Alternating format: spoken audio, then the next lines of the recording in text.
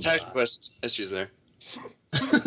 Yeah, this is Goldie's production, by the way. Just wanted to let everybody know. Go ahead, Landon. What's up, bro? Hey, what's up, Fox? Tired. Very. My goal was to make that as awkward as possible, and it worked out pretty well. But welcome, everyone, to the STiKS Live on Tuesdays, because we just had an event. All of us were there. Yes. And we had a great time. We actually had a great time. But before we get started, I'm going to give a couple shout-outs to our sponsors, Gamma and Scuff. They also power the shows. And also to Goalie TV, the producer of the STiKS. Occasionally, you'll see him on here whenever we are running short, and we need someone's familiar face on the show. So what we're going to do, give our intros, kind of give our affiliations in the community. I'm going to start off with Davis, then go to Taz, and then to Fox. Basically, what you do is you give, you're just your intro, whatever you want to, shout out sponsors, doesn't really matter, and go. There you go. All right. What's up, guys? Hitch. I am head of Optic Intel, which is a news site run by Optic. I think that's it. That's it? You don't do anything else? What was it? I mean, I do a lot of things. What do we have like a specific question I'm supposed to answer this time? We do that after. Where's your OG scuff? Didn't you just get that?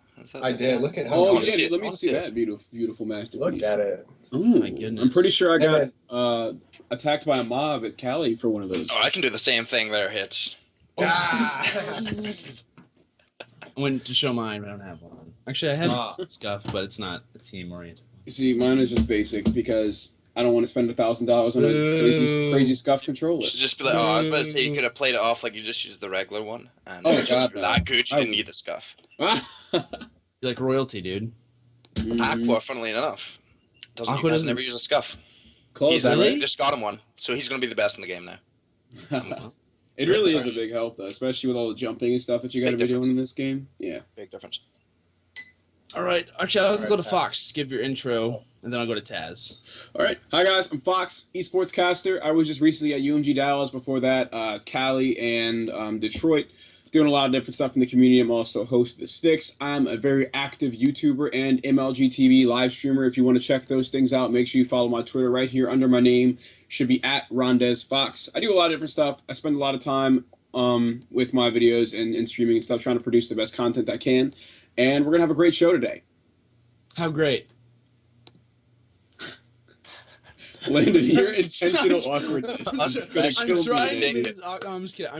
I'm just kidding. All right, Taz. How great? As Taz takes a drink. Sorry, I was just taking a drink of my Monster real quick. Sorry. No, but seriously. My name is Matthew, or TazMo. I am now the COD manager for Team EnVy. There's going to be some more storyline between that for a little bit, but yeah, that's about it. I live at the Team EnVy house. I was at Dallas, and I should be at a lot more events in the future. Hey, yeah. More for EnVy. I like that. But guys, my name is Landon, aka Air Landon, or as my YouTube calls me, Airflying 2 Caps. I hate that name. Anyway, streamer, caster, is also stop. Don't say that. Anyway, it's caster at Umg Dallas as well as Fox. Had a great time, and we were actually all there. Hitch was also there. Took pictures and selfies of himself. Me and Fox were casting, and Taz is obviously there for EnVy. But now that we have our intros out of the way, I'm going to go to the question of, it says the day, but we don't have a show every day, so I'm going to call it the question of the week. And keep in mind, Kingdom made this. I'm not sure why this is the question of the week, but it is either way.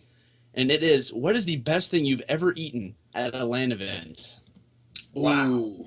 God. Is that actually a really good question? Nose goes. I know. Oh, I'm ready. Yeah, let Taz go. Go for I'm it. ready. It doesn't seem like amazing, but you had to be there. It was Call of Duty Black Ops 2 was one of my first events. This was back, when the Freako days, when Clayster on Unite with a ponytail, everything, way back. And it was at the Omni Hotel in Dallas, which is actually right beside where we were at. It's called the Owner's Box. Now, people that were at that MLG event, that's where everybody was the Omni. You got people like Hex, Stro, all those guys will vouch me here. It was called the Owner's Box. It was like a really basic cafe, but their chicken sandwich was the best thing ever. Like, I don't know what it was, man. Everybody went there every single night. There was no other decisions. There were steakhouses across the corner. Didn't matter. But yeah, that's 100%. That's wow. Like, I was for me, ready like, for that one. like, for me personally, I've only been to 2 lands. First one, I was only there for like 1 day. So at Dallas, I had a cheeseburger, I think, up at that one restaurant, like on the very top floor. I don't remember what it was called, but it was great. I had a cheeseburger, and then I also had a roast beef sandwich at that little shop, and that was also delicious. So, best thing we're eating at a land, probably a cheeseburger at that one place that I don't know the name of. Like 2 days ago. So look, let me tell you that. Literally Let me 2 tell you days something, ago. Landon. Cheeseburgers. That is my favorite food to eat, and I think that was. You could have definitely picked something better than that. that was your favorite. That was your favorite thing. Okay. That was Thursday. I got there and I ate that for lunch. Friday night, I went to that little sandwich place, got myself a roast beef sandwich, and then like every day, I went from what was it like 8 or 9 till like 11 or 12 at night. Yeah. So I didn't really have a whole lot of opportunities. Sorry, Fox. It's fine, dude. I don't have your wide spread of food. Well, we did have some food. The pizza was pretty good. The pizza that we had for the cast was delicious. Oh man. Oh, the pizza at Dallas? Yeah. Oh, yeah, that was pretty fantastic. The slice I brought out to you and it was Pizza Inn or something. It was that simple, but it was delicious. It's the small things in life. It was great. These little things. Yeah. So my answer, I'm gonna go with at North American Regionals. I think Taz and Hitch, you were not there, right? But Taz, I think you were there.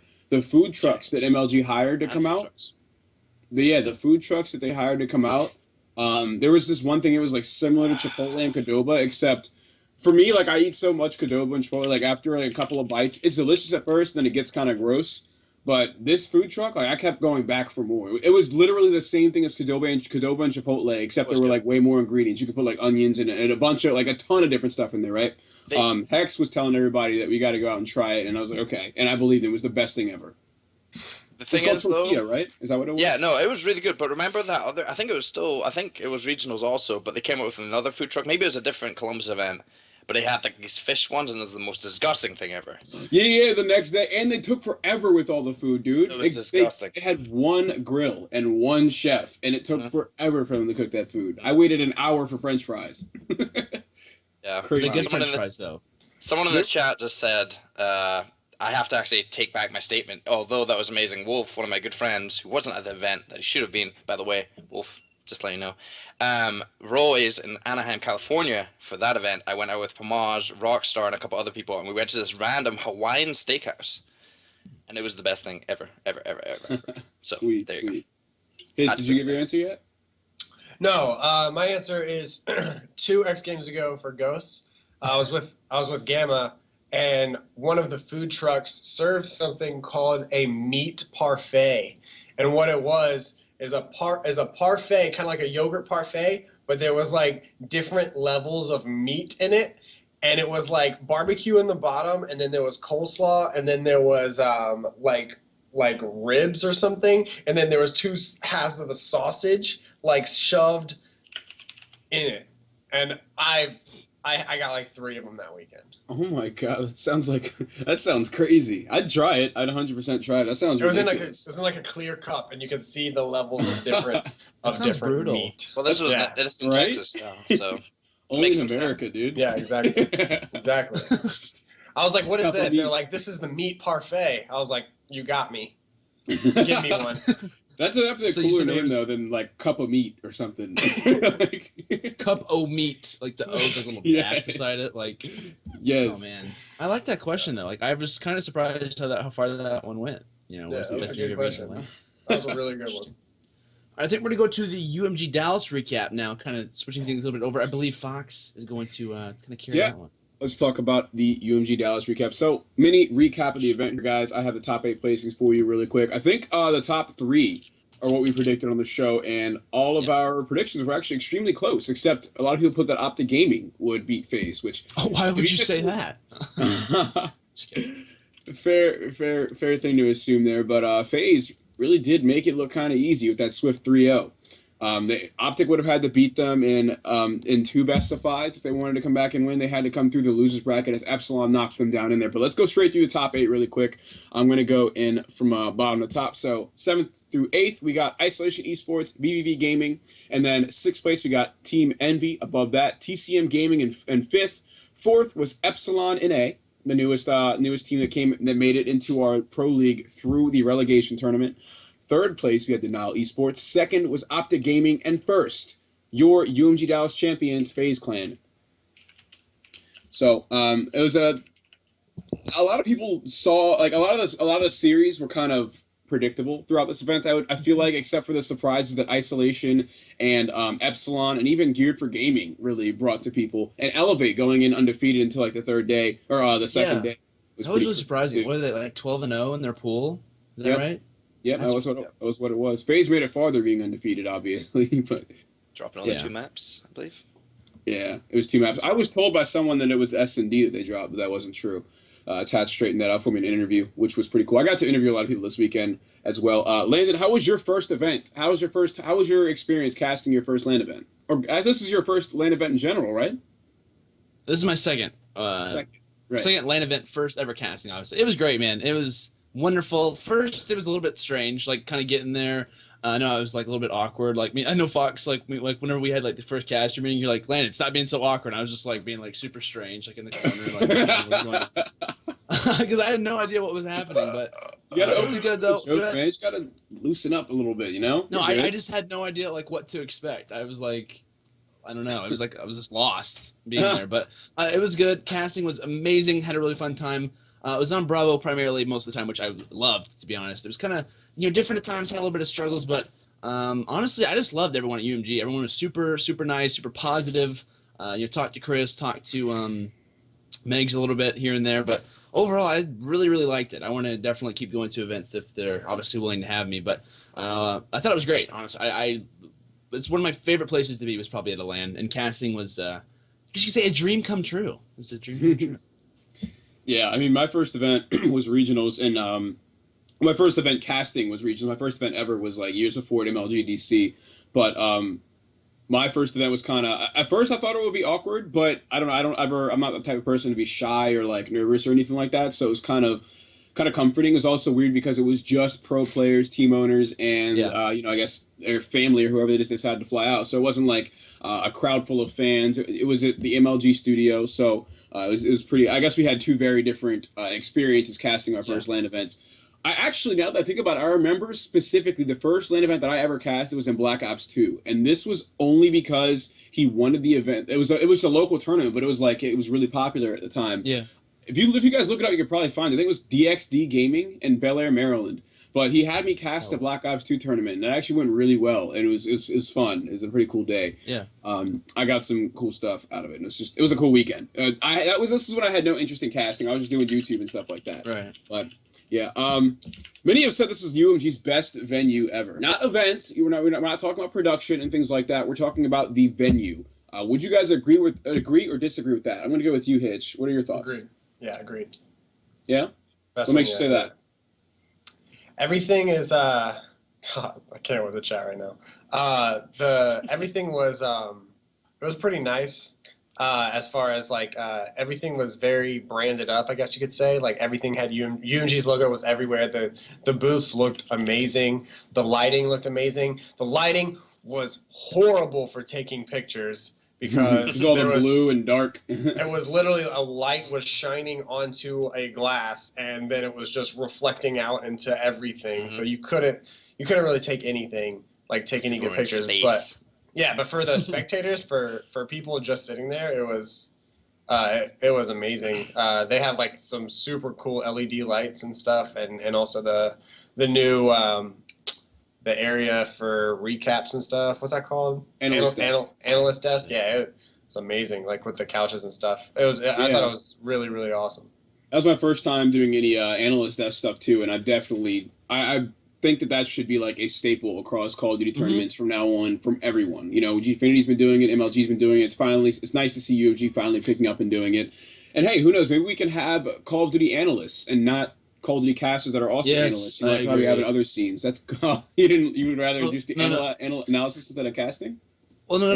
Like, I want like someone. Not that I don't mind switching over, but like I want someone who's designated to watching that only. Like, for instance, like I wasn't able to watch FaZe every match that they had, but for instance, if I was a person on the analysis desk, I could talk about every FaZe match this far and like compare it. Like if that makes any sense. Like I don't mind having casters on it because like they know the game, but still, I would like to at least have like 2 or 3 people designated for that specifically. There should definitely be like, I feel like if you look at it, you need to have these actual strictly analysis people, just because then you're going to start to recognize those people as being the analysis. For like Counter-Strike, for instance, you have people like Thor and you have people like those guys that are just always there. They're never on the casting side of things. They're just there, and it's there, ready for that. I think that needs to be good. Yeah, and I also think that it's a more appropriate setting to bring on guests. Like we had a big problem at UMG Cali when Hector went up there and was casting with Puckett, but I feel like it would be a much more relaxed sort of vibe if he were at an analyst desk discussing with people instead of, I mean, like if he has some sort of inside information as to what prepared Optic Gaming to win that series or something, or he heard Scump and Karma say something that really influence how they played this week, and that's some information he could provide that an analyst wouldn't have. So I think that's a very good place for guests and stuff to be instead of casting, where we should let the casters do their job. Yeah, they could just sit on the casting couch. That makes sense. Yes, exactly. And we could bring Taz on. We can bring people like Taz and Hex and everybody on there. I think that'd be perfect. So, what are your thoughts? Do you think this is UMG's best venue ever, Taz? For me, honestly, I mean, I've been to quite a few UMGs. I heard Nashville was a good one just for the event. As far as the production, I felt like it was a lot bigger venue for the Nashville event. This event, the venue, the position of where a lot of the times UMG tries to base their events next to an airport, which is understandable because it's easier to get there. It technically sometimes can be a bit cheaper where you're located. It's good, but I think you need to have somewhere, not in the middle of nowhere. Like we've had places in the Wolf Lodge or something like that. It was like a little kids like play park or something. That's literally where our venue was. So that wasn't, you have like little kids running around all of it. I just think it needs to be a comfortable venue. I think the position of where it was good. It was like pretty much in downtown Dallas. Really nice hotel. Pretty good, easily. You could get to the venue really quickly. Just down the skywalk and you're there. The only things, like I already talked to Chris about this because he always wanted to ask us for our input as like ownership and stuff, and I was saying like I really like the look of the venue. The look of it, the way it was set up was really nice. I've always said this about UMG events. I feel like top 8 teams, like people MLG League teams, that sort of like caliber of players should almost never have to, in a pool play situation, be put in an open bracket station. I just feel like it happened to a lot of our players. I don't think TCM got streamed at all, or put on alpha at least at all. Neither did VVV. Yeah, they were only unfeatured. Yeah, they were only unfeatured, but it's not even about streams because I completely understand. For us, for instance, we weren't streamed the first day, and at first I was kind of ticked off a little bit because I know we want to see our fans. Our fans want to see us play. So I definitely think that was kind of lame. But the thing is with that is we weren't really playing some major caliber teams. It wasn't like we were playing Optic on the first day. That was the next day. So we're playing, a bit lower seeds and stuff like that.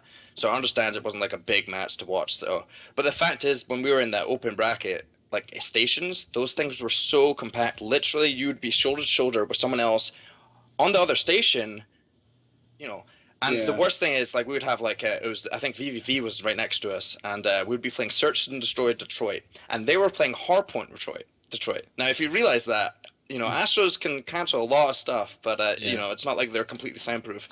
And it was like you'll hear they're screaming call-outs, like he's top Atlas, and then like you're playing your Search and you're hearing these guys screaming these call-outs that are even related to your maps. That's stuff that I really think. I think if you're put into the losers bracket, that's understandable. But I think when you're already in pool play, it's not like you've done anything to be lowered out. I just feel like maybe there needs to be a couple things. I think the Smite thing was cool, and I understand why that was there. I think it was a good feature. I think that was awesome. But I think maybe somehow we could have moved some stuff around to maybe allow for another feature or another, like, just a little bit more space. Like maybe a couple of those stations just to be a little more spacious. Yeah, because I found it a little odd. Go ahead. Oh, no, I was saying, other than that, the event was actually fantastic. Like, looking-wise, it was really nice, easy to access everywhere. The Pro Lounge was nice set up. The one other thing I might say is just if you're a Verizon user for your service, Oh my God. I feel like that's a big thing that they need to be looking out for at any event. You need to make sure every service is able, because think about it. What is our main source of everything is media, like Twitter, all these social medias. You need to be able to access that stuff. Since we weren't on stream, for instance, I was having to run outside to get service to tweet out what our scores were, just to make sure we could get that. But other than that, honestly, it was a fantastic event as far as it was managed. It was pretty much all on time, to be honest, except from when it first started, I believe. But besides that, it was really smooth. Yeah, so basically to recap, you said overall you think it was great. The two main things that you said stood out to you as bad things were, one, the horrible space around open bracket players. Like they just had no space and they was really close together, like you said. And then the pros that were still playing pool play matches ended up having to play in there a bit, which is definitely a problem. I think that's something that should be looked at for any event. I mean, we still see that it's for some reason a problem with CS:GO events as well. They're having the same issues. People can't put their mouse and keyboard and everything in comfortable positions. I feel like that's something that is also very easy to judge. Just sit at the table, and just realize that if you can't open your arms and legs up at all, that it's probably not a good idea. I don't know. I just feel like that's common sense stuff that can definitely be remedied the next time. Other thing that you mentioned was a bit of a problem was the internet connection, which is definitely, you got to be fair. To be fair, is a much harder thing to really think about. Of course, because there are so many other seemingly higher priority things you're dealing with setting up an event. But yeah, that's definitely a problem considering, like you said, you wanted to be able to tweet out when EnVy was playing. I wanted to be able to tweet out when I was casting so people could see me cast, because this is an entire weekend of me not streaming. Some people don't know what's going on. I'd like for them to come and enjoy the show, support the scene. That's our viewer count would skyrocket if everybody's able to tweet out all the time. But when only a portion of people are able to, it's a problem. Yep. So that's glad we all got through that. Favorite non-competitive moment of the weekend? I'm going to go with you, Landon, since this was sort of one of your first few experiences. Non-competitive moment of the weekend. Oh man. Let me think here. Could it be where I was it's hard because I had one planned and I was like, well, that kind of involves competitive. I was gonna say, watching the pink wall play was my favorite moments. Watching my main stage. That wasn't competitive. Okay. I was gonna say I'm not sure if that counts as competitive or not versus the casters. I would count that. They pretty technically they disqualified themselves every map because they were using the sack threes anyway. Just saying, but That's definitely a good example. Aren't allowed in competitive. No, they're not. Yes, they should be, dude. No, they're not. It's easy to use. But no, I'd probably say the pink wall. I really enjoyed watching their matchups. Whenever they're playing the casters, unfortunately, I was casting on Bravo, but I could hear everything perfectly. You missed it. I heard Benson through the soundproof wall, and people were hearing it on stream. It wasn't whenever they were going in with listening. People were like, I think I can hear Benson yelling certain things, and I'm like, yeah, he definitely is. So it was kind of difficult, but watching the pink wall play was probably one of my favorite moments. And just seeing the venue, honestly, was probably one of my, just walking around, seeing fans and stuff like that. I actually had a couple fans come up to me and signing stuff. It was probably my favorite non-competitive probably part. Yeah. Right. All right, how about you, Hitch? Taking pictures and stuff, you got to see a lot more than I believe myself and Landon would. That's true. Somebody said Keen versus Kaz. I actually didn't see that. I don't even want to talk about that. I don't know if that's a favorite thing. I feel like that's pretty dumb. That was competitive. No, I definitely would. Probably. I recorded 2 videos that are going on a YouTube channel that I've never been a part of before, and that's gonna happen in the next week or 2, and I'm beyond excited for it.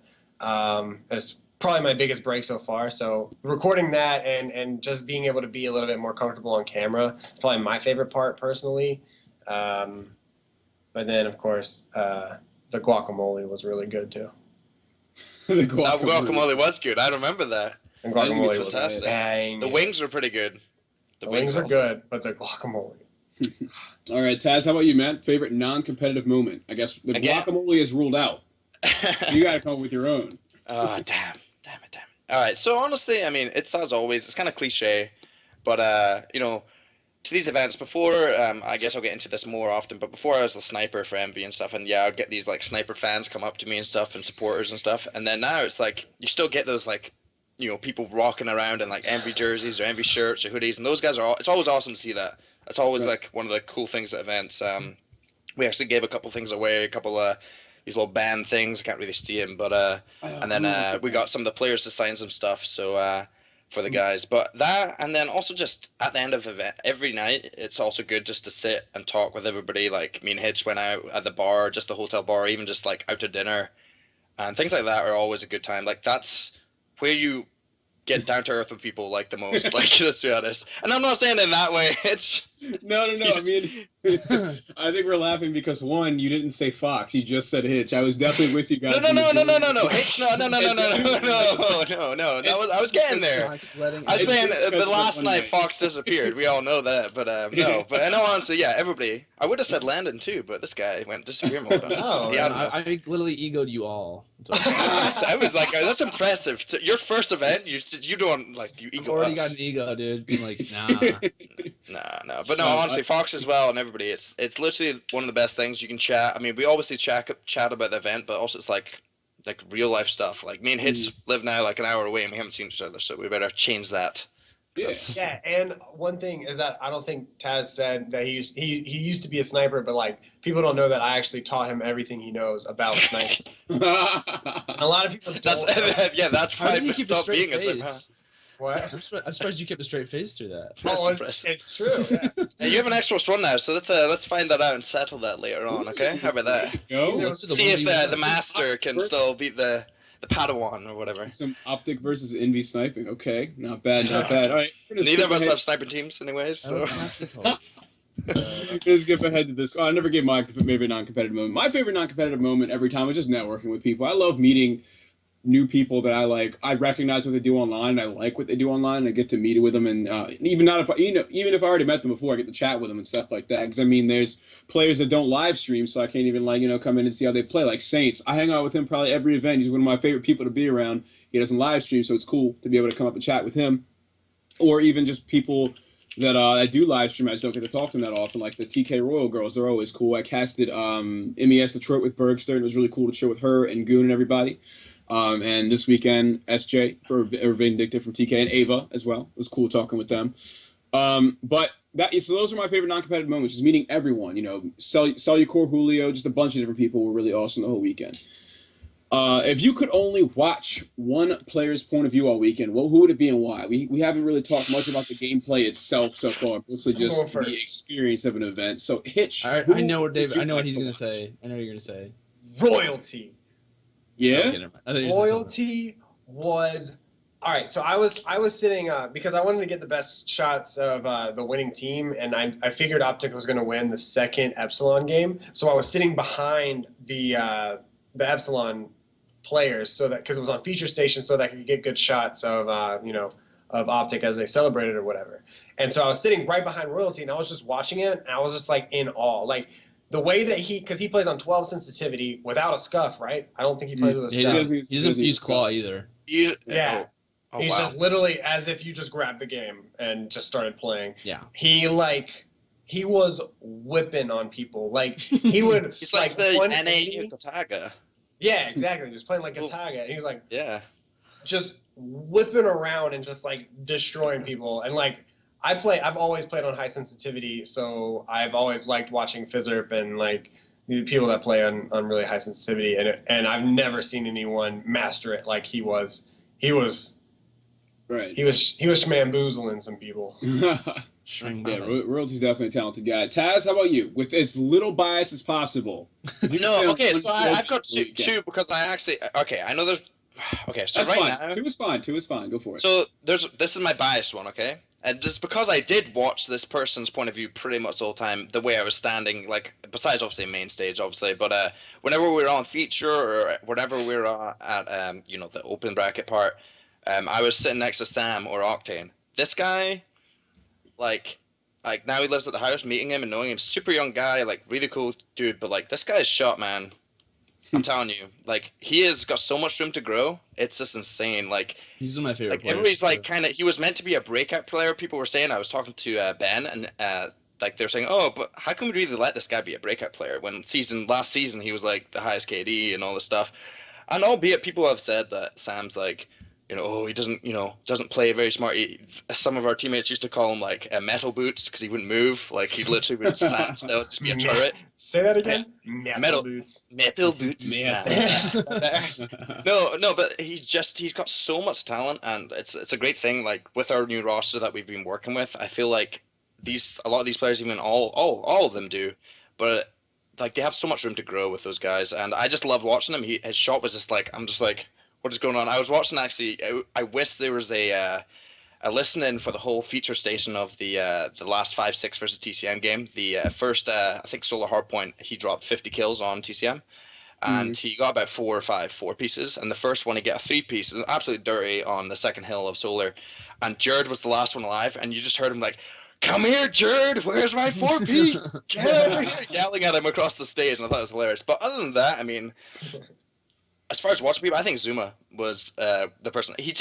I love the guy. He's always been awesome. You know, obviously he was on our team before. Just watching Zuma, he's such a crazy player.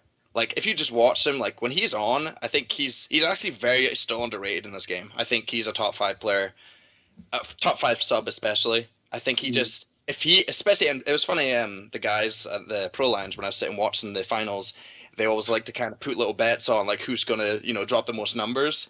And everybody was saying all the, the Crim, the Formal, the Scump, and then they also said, Attached. But I was like, Zuma, man, this is his map, man. We an off, man. 51 kills, I believe, in that match. And it's just like, that map? Guy on Solar. Solar is his map. He did the same thing in Cali. Yeah, on EnVy especially even. That guy, when it was Solar, like, yeah, he actually destroyed us at Cali. And I think it was for the 3rd, 4th, or whatever it was. I forget which one it was for that. But he destroyed us there, and it was because it was Solar. I was like, God damn it. It's the only map that I feel like he just absolutely goes off like crazy. Like, otherwise, like, he just went off, and his search and destroy is so fun to watch. I don't know how he does it. He's a maniac, and it's good to watch, so.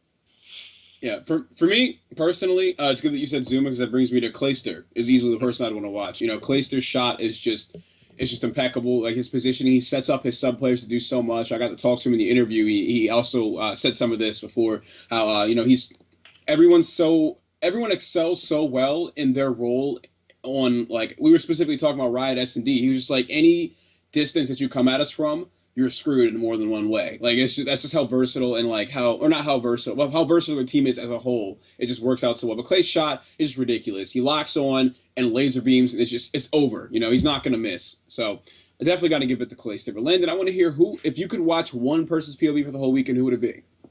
I was gonna say either Clay or someone else, but I like what you mean with Clay though. Really quick, I actually had the privilege on Alpha for the one time I was on there with Courage. It was round 11, Solar S&D versus Rise, and Clayster got the most amazing 1 versus 2. I fell out of my seat. I was like, how does this guy do that? Especially with an AR, like he shoots one, just turns around, burns on Chino, and I was like, I don't even know how he does that, but. Another player besides Clay, I'd probably say Aqua. I'm not just saying that because Taz is here, but I just really, really like watching Aqua play. He's such a smart player, and to be honest, it's almost, I would consider, and this is like a compliment, he's one of the most annoying players to play against because he's always on the flank, he's always doing something a little bit different, and I just love watching Aqua play. I love watching younger players, like not younger, but players who aren't as known because they always have something a little bit different that they bring to the table. That's why they're as more successful, I guess you could say, than some others. Octane has different moments. Even Nagafin. I guess I could throw Nagafin on that list as well. Went off at times, especially versus OG. But for me personally, I would say between Nagafin, Clayster, and Aqua, I would really like to watch Aqua. Right. So any crazy upsets or anything from the weekend that really stood out to you guys? Upsets or things that you predicted that most other people wouldn't have? Like in terms of, I wouldn't say I predicted them, but OG versus Epsilon. I mean, biggest shot in the tournament. At least for me. I mean, I don't know about anyone else. I guess for me, I never really said this like as a prediction. I thought I knew OG were a really strong team coming into this event, and I saw all the predictions being OG number 1, FaZe number 2, and I just felt like with all these new rosters that were coming in, and just what up? Sorry, 1 second. Finish that 1 second. Who's knocking on my door? Someone. It's one of the players. So we'll get back to that. Someone else. Bring him on stream. Yeah, I'll shoot. I'll see who it is. All right. Yeah, but I think he was talking about how Epsilon took down Opti Gaming. I think it's something that no one would have expected here. Opti Gaming, obviously being the best team in the game, being beaten by, to the Pro League standings, the worst team in the Pro League. Epsilon at the very bottom went 0-5, some number 0. They haven't won a single Pro League match yet. So, anyone looking into this would expect Opti Gaming to come out on top with no problem, considering they can beat anyone else. But Epsilon, I want to give it all to Nagafin, or not give it all to Nagafin, but Nagafin was easily the MVP of that series. Oh, yeah. That homie was going in. Yeah, and the next day he kind of took a 180, but you still got to give it to Nagafin, and the rest of it was on Epsilon. That was a great series. I actually had cast it on Bravo whenever Epsilon played OG again.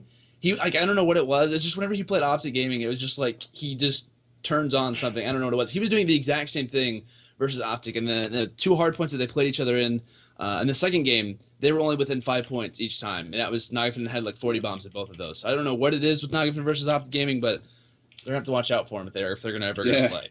You really got to give it to them like to be able to keep their composure in a situation like that. It's like, all right, guys, we're at the very bottom of the league, facing who everyone thinks is going to win this tournament with no problem. Yeah.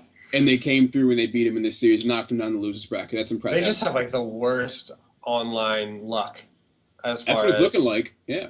Because like does Royalty live in Canada though? Yeah, there's like okay. One's West Coast, one's Midwest, one's in Canada, and the other one's East Coast. Yeah. There's something like that. They're like all everywhere. All over the place. For the stream, by the way, it was Octane, but it's okay. He wasn't. He's scared to come on camera. By the way, no, he might join us later. But I guess what was the question again? By the way, it was like what was the upset that you guys it was kind of thought? Sort of a two-parter. You can answer one of the two. What was the biggest upset, or what happened that you predicted that you don't think someone else would have? Like you. It's hard. I worded it poorly, but I think you understand what I'm saying. No, I got it. So, no, what I was going to say is, like, I felt like, with the new rosters coming in, ours, FaZe, Optic, and, well, not Optic, but Denial, all these guys coming in, I felt that there was going to be a lot closer of an event, and I guess it was right to a point, but then again, it's, like, funny how, like, OG kind of steamrolled until the finals. To a point, they struggled, obviously, against Epsilon as well, which was, I just feel like if you can get Optic, right now I still think they're the strongest team. I think FaZe are very close right next to them. I still would say Optic's still the strongest team, just based on the length of their success. However, the way you beat OG is you get them into the losers bracket. You don't let them get to the champs bracket. I don't feel like anybody... It's kind of like complexity in this sense. You will not beat them in 2 best-of-5s back-to-back. I just feel like they'll find a way. Like, Krim will not lose 2 in a row. That's one of my favorites. He's just one of those guys that is just like, he's determined not to lose twice at the like he'll be like, all right, man. Didn't FaZe beat him at the the Open though? They beat him in the 2 best-of-5s. Oh yeah, I'm just saying now with this squad, especially how dominant and how successful since their run. But I did kind of predict on my own in my mind that I felt like I didn't know if I wasn't too by X Games I was kind of feeling, obviously I had my hopes for the squad here, but obviously like. In my mind also, I was like, OG looks just way too strong, and they showed it, right? But in this one, I just felt like with the new rosters, with the new hunger from some of these teams, I felt like maybe Optic might slip up, and they did. And I mean, it's not like I hate how people say Optic underperformed, which is, I think, a false statement. I think they still had a really good, strong event. I would like to say Scump wasn't completely insane, but like all in all, I think you're still finishing second, and to a team that only dropped 2 maps, like you lost to a team that dropped 2 maps the whole tournament. So yeah, I mean they made a big run. It's a shame it wasn't as close in the final, but yeah, that was probably my prediction. Was OG was a bit, not as good as he could have been this event. Yeah. Shout out to FaZe though, coming through with their new roster and they're winning their first event with that roster. Definitely an impressive weekend out of them. Epsilon also showing up a lot of people coming from being in the bottom of the league to placing 4th at this event. And TCM Gaming, I didn't expect to even place as high as they did. I expected, if we look at it the way the seeds work right now, the top 3 seeds in the Pro League place top 3 at the event, right? But then after that, we have a 13th seed, a 12th seed, and then EnVy at the AC was placed 6th. So it's just kind of weird how it's also you also got to be fair that it's like it's very early in the that was a consolation match, and I don't know if you guys was that streamed, the consolation. Yeah, it was consolation. It was. I don't know if people saw that. It was a bit of I feel like next time it was kind of a bit silly. The guys were I feel like consolation matches, by the way, that's another thing about the events thing. I feel like consolation matches are good, but it's like when people, it happens every event. When you lose, you're just knocked out. You just feel like, what the hell? Like, literally, we didn't realize we're actually going to play a consolation. So, like, Cap was already about to go take a nap, and, like, all these people, like, everybody wasn't in the zone. Even TCM, like, it was so silly. Like I said, like, Octane screaming. Octane doesn't say a word normally. He was just screaming, saying, come here, Jared. Like, it was just fun. Like, and it was kind of, we had a Yuli running around with an MP11 or whatever it was. And then, 3 of us were sniping, including Cap. So, I don't know. That's funny. Yeah, it was an interesting one. Yep. So, a bit of a recap for UMG Dallas 2015 there, the Scuff 40K. Before we get into Rostermania, though, some news with Advanced Warfare today is that there are 3 new weapons. I'm going to go ahead and find the tweet really quick. Charlie Intel announced this after, obviously, Sledgehammer Games put it out there. But in Advanced Warfare, we're now seeing a second update of all new weapons into the game. Before we saw the pistol, I don't remember what it's called. It's like that revolver thing. M1 irons, there we go. Now we're seeing 3 new weapons. 2 of them have already been seen in Call of Duty games before. The first one is the blunderbuss. It is a shotgun. I'm going to go ahead and link this and see if we can get it pulled up on stream for you guys. But the blunderbuss looks like it's a shotgun, I would imagine. We also have the SVO, which is the Dragunov from COD 4, and it was another COD title too. Wasn't it like Modern Warfare 2? Am I right in that? Or I don't know, maybe I'm off. But STG-44 was in Call of Duty World at War, the assault rifle. So it's pretty interesting to see these guns come back. And I was excited because that is something that I've wanted for a long time now. Like, it did it first in Black Ops 2, putting new weapons into the game. Unfortunately, I had to pay for it. But I've wanted to see new weapons come in and change the meta and really like give new life to the game instead of us seeing maps come in. How about free weapons? Because that's exciting, right? But the way to receive these is in game. You have to randomly get it through the supply drop in order to get the base weapon.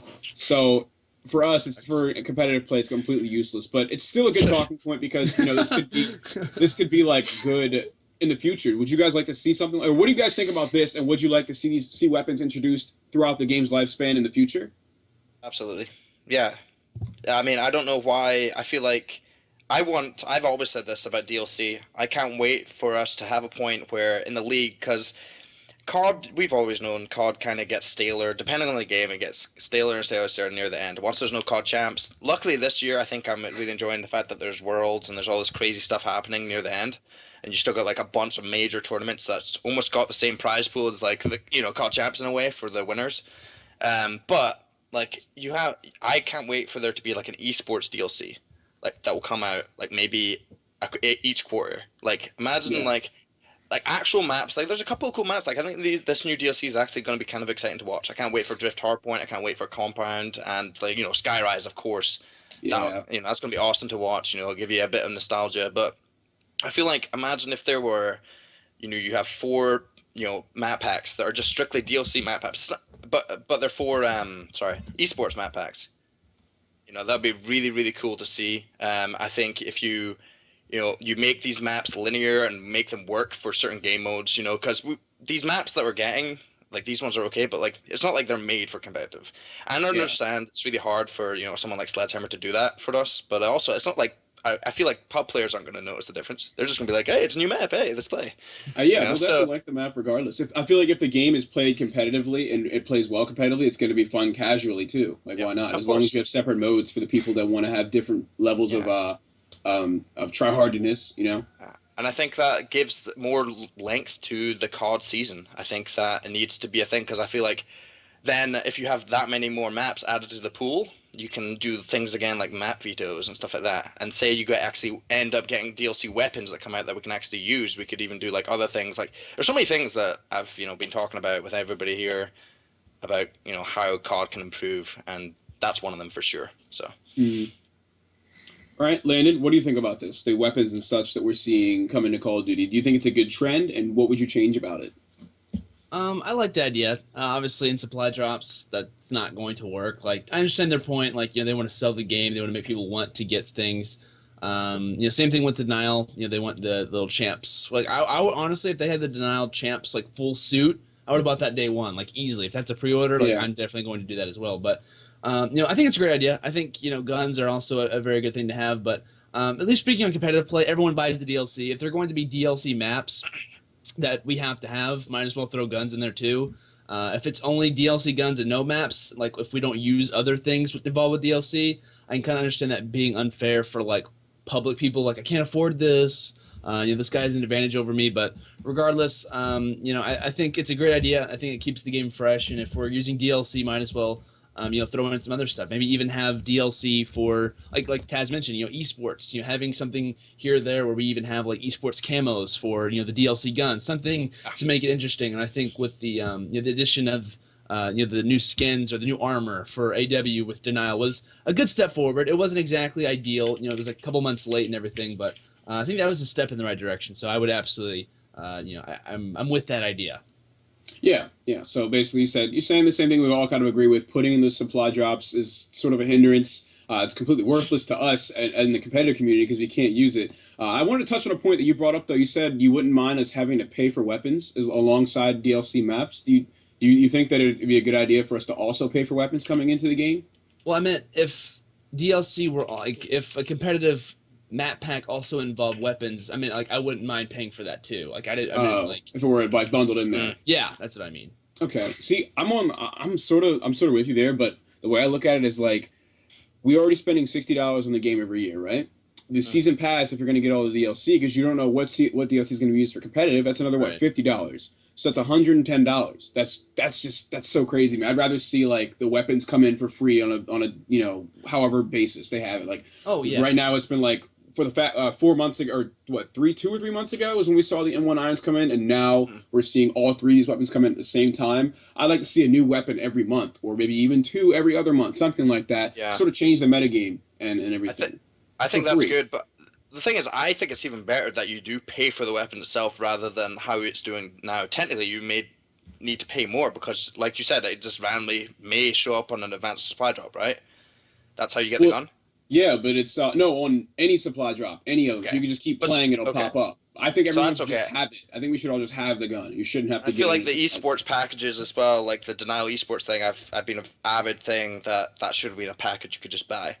Yeah, Like you could buy the thing and it maybe supports the denial squad and like we I'm sure this has been a topic before on here, but like with the whole like the you know thing.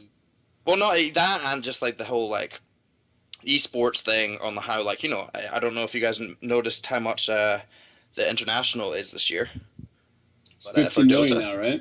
I think it's 16. I don't know if it's been capped yet, but it's 16 million for one tournament. That Right. is life changing is $1 million, but imagine getting 60 million split between five. Well, it wouldn't be that many for the first, but I forget what it would be, maybe 10 million for first. Something like that. Yeah.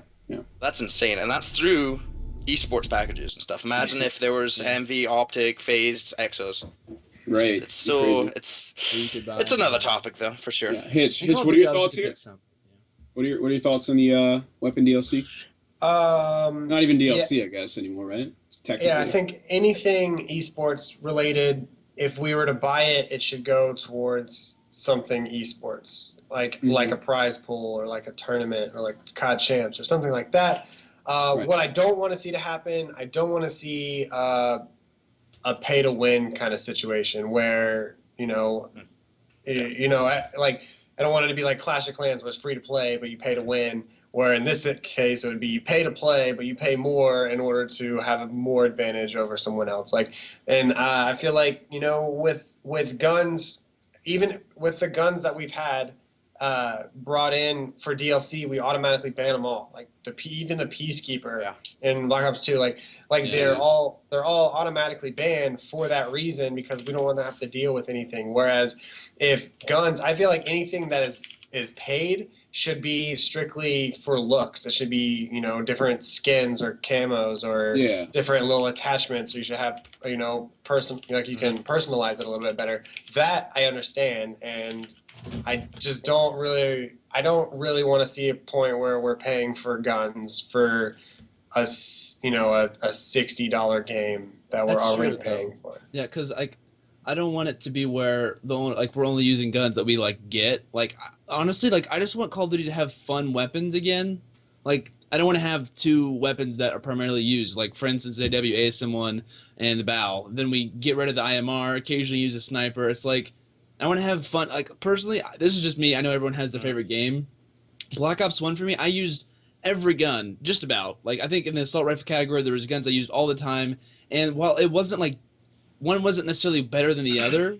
Like they were just fun. It was just fun to use something different. Like I can run around with the AUG, I can run with the FAMAS, I can run around with whatever it is. Just have something Galil. different. Yeah, Yeah. I loved the Galil. Like just having something different rather than like having guns that are fun, but you can literally make them be the exact same or just have them Look at variety. Ghosts. That's another one. Ghosts is another one. Like we had the TAR 21, which I thought was awesome, and then you have the Vector, and then you had the Remington, And then and you had the Vector, Sniper. yeah. But then it's a shame because like there's so many games that you could see other guns be used, but that's just how competitive it is. It's like it just ends up being that way because you can't ever like as far as like publicly. like there needs to be just like Modern Warfare 2 is one of my favorite games to play publicly because there's just so many guns I could use. Like Right. from the ACR to the P90 to the Uzi, mini Uzi to the intervention to the WA 2000. If I really wanted to get dicey, I'd use the F 2000 because that thing was terrible. But besides that, like that's the thing. Like I feel like COD is kind of maybe it's my competitive edge now that I have when I play. I have to use the most OP guns, but I especially hated the fact that in this game, in ranked play, you can have these pay to win guns. Gosh, yeah. The fact that people can run around with an Inferno, Bal, and beat you just based on that, or the Speakeasy. I'm just like, yeah. come on, There's some man. people like I've dumped 600 plus hours into the game, and I still don't have half these weapon variants that the lower level people are having, and they're just automatically at an advantage because they got lucky. Yeah, so that's pretty annoying, but. I But all right, hate- guys, we're gonna move on. We're gonna move on here. We have Rostermania stuff going on. Lots of different things going on with E6, the E6 players, and apparently things are building on. So we're gonna cut to a commercial, and we'll talk to you guys in just a second. Works in different ways. I would have enjoyed to see Punch, to be honest with you, though. Yeah. Sniper rifle would have been on Ben point. would not have out-sniped him for sure. That would not Oh, happen. that's true. Ben would have gotten 2 kills. That's it, and that search, by the way. Hitch, you look really devious right now. All right, let's make You things all awkward. right, All dude? right, I look a psychopath, Rostermania. Rostermania, talking a little bit about stuff that's gone down. I'm asking you guys your opinions on certain things, but starting off was E6. Basically, as soon as E6 lost and were out like 2 hours later, it might have been the night after, I'm not really sure, Parasite declares that he has left E6. How many changes has this been for Parasite? Like, I want to look at like a graphic. Has that been 4 teams, really? No, I don't know. No. I don't know. Yeah, Since the beginning of goalie's Advanced going to Warfare? check. Is that what you're asking? Is the beginning of Advanced Warfare? Well, I just want to see like a list of like how many teams he's joined like the last like a month or two, like maybe 3 months, like Yeah. see all the teams he skipped through. But while goalie checks that, now they also announced that M. Ruiz will be a free agent. So Parasite leaves. Later after that, they announce M. Ruiz is gone, and he joins alongside Tactical Turtles, one of the best team names in the game. Not known for their skill, but their creativity of their name. Talking about Eagle Rise. Slayer's 100% the best. Oh, that's true. I forgot about Eagle Slayers, dude. Riven. That was, oh man, I miss him. Riven. Riven, please come back. Please. God. All right. Talking a He little bit said more if about He said if Black What? Ops 2 is good, he's definitely coming back to compete. That's what he Black Ops told me. 3. Black Ops 3, yes. Is that what I said? I thought you said No. Black Ops 2. You should I too, don't but know. it's okay. Regardless, if it's good, he said he's definitely coming back. He either cast or compete. He doesn't know. Goalie, do you by chance have the Parasite information? Really? How did you find that? Can the stream hear you? Oh, okay. The stream cannot hear goalie. This is pretty creepy. Wow. Golly. Well, we have the list here, guys. Since Farico Impact in April 2013, we're going to read from oldest to now, I guess. Don't read the dates. wow. Just read them. I'm not reading the dates, yeah. So, Farico Impact, then just Impact. Unite, Curse LV, Optic Gaming for a whole 24 hours alongside Saints. Curse LV, FaZe Black, Team EnVy. FaZe Red, Noble Gaming, Prophecy, FaZe again, TK, Enigma 6, and now he's a free agent, probably moving on to a league team. So that is where Parasite has been for the past 2 years because math is difficult, and that's insane. Let's see how many teams that is. Like 10, right? At That's least a lot 10. of teams. If you put that in a year, that's kind of crazy. 14. That's in a year or 2 years? You said 2 That's years? in 2 years. 2 years. So technically that's what? That's wow. So he's been on team for like 2 to 3 months. Dude, Each he's been time. all over the place. That's Then just- obviously different on each team, but that's crazy. That is weird. So wait, he's been on 1, 2, 3, 4. He's been on 6 teams for AW. He started off with FaZe. He won Yeah. the first event with FaZe. Yeah. No, he FaZe, that TK. was not. That was he the first wasn't there. event was That was not him. Dog Sensor Was it not Mod. him? Censor That's X right, yeah. slash. Okay, that's right. So it was. He started off with Noble then, because the game came out in November. Yeah. Yeah, Right? that was Oh, I remember Dates- that. Oh, That- He that started didn't out last with Noble, yes. Yes. Okay, I was thinking FaZe. My bad. I knew he was on FaZe, obviously, right now. But so 5 teams. He's gonna be joining someone else. Apparently, you can put Ice though, I guess, but he's a sub. He's just a That sub. is- It's not the same. I feel like. That is. You just tweet out that was him. Wow. Well, Jeez. he's a sub. He's not an actual player, guys. So let's make sure we understand that. FaZe Team Caliber, E6, and then wow, the team. Yeah, ISO is playing Rise right now. ISO just beat Rise with Parasite being Yeah, so. Parasite goes huge. As Parasite's a good big player though. dropping Like, 31 collection. Oh no, no one. No, I don't think anybody. Let's be honest with Parasite. I think everybody can agree here. No one dislikes him because of his skill, or Yeah. like people don't pick him up because of his skill in any game. Like in the last 3 cards at least, like Black Ops 2 is a very good player. Ghost, he was also pretty damn good. And then this game, he's also very solid. And I think he also doesn't understand. I don't feel like he understands that that's not why people sometimes don't pick him up. He just. Hang on. People in the Is chat that weird? are saying he's actually a player for ISO now, not just a So sub. Nicer is not a sub anymore. I don't know. I For don't know sure. if that's I been know. announced yet. I know he's a sub and he's playing with them for tonight, but I don't think he's an actual like he's their fourth. You know what I mean? Until I don't I've think seen it's an like that. announcement, but I mean, it's more than likely that's going to happen. I don't feel like you bring on someone of that caliber to become a sub. Yeah, oh, look, see his tweet right here. It says, my Season 3 debut subbing in for Isolation Empire. So I don't think he's an actual player. At least it's not officially announced yet. But that's Yeah, 'cause I from know- Parasite's Twitter. he's filling in for Lamagod because Lamagod's gonna be gone for like a month or something. Yeah. He's like out of the country. I don't know what he's doing, I but kind of want to know who is like the player that's moved around the most ever. would it be Parasite then? Parasite. It's either Parasite or Proof. It could be. It's probably like No, like ever, like even start. We're talking like 1/2. Like how many? Like Oh. I guess you'd have to base it off of the last 2 years. I guess you would have to do that. But or even when the league started, who moved around the most in the pro league? I know he'd probably like be like Parasite one would be up the least. It'd probably be like either Merc or Sharp for the least. Yeah. Yeah, There's probably. probably someone else out there too. But I know Sharp's Sharp's been definitely on Fear, VVV, and TK. Oh yeah, forever like the most loyal player, I guess. No, yeah, and then you got Merc who's been on OG, Justice, us. and He was that's on it. somewhere before OG. It was I don't know the team. What? Oh yeah, he was on Apex. Yeah. That's right. Still though, man, I'm just like looking back at teams. Like I feel like as Call of Duty progresses, it's just like team changes get even more crazy, which is kind of unfortunate. Vito's But one of them too. yeah, that's true. I didn't think about Dito, Vito's but been moving around a lot too. just looking at some of these roster changes, Apathy also announced that he will be joining Rise, and it's basically a trade. Elevate and Rise kind of make a trade, but not actually. So Apathy now on Rise and TJ now on Elevate. Which team do you think got better out of Rise and Elevate? You know, obviously TJ joining the Elevate team and Rise getting Apathy. Just curious what your guys' thoughts are about either one. Almost feels like an even swap to me, except for the fact that Apathy can play in Gfinity and stuff. But I don't even were they invited to his new team, Rise? Rise, well, someone had tweeted me. To Gfinity? Yeah. It wouldn't be. Oh wait, no, they would be able to go. Yeah, because TJ went to. Okay, Yeah, this is weird though, because I tweeted this out and I was like, Rise Nation have announced they have picked up Apathy. And then someone responded to me, well, there goes Apathy's chances of going to the Gfinity. And then Rise Nation tweeted at both of us with a winky face. So I don't know what that means. And just maybe a little bit of intel. I have no idea. But looking at Elevate though, like who is that roster now? It's gonna be Slacked Classic, Saints, and TJ. And then Rise is Wheats. Hold on, I'm trying to think. Wait, what's Rise's roster now? It's Wheats, Chino, App. and TCM. TCM. Yeah.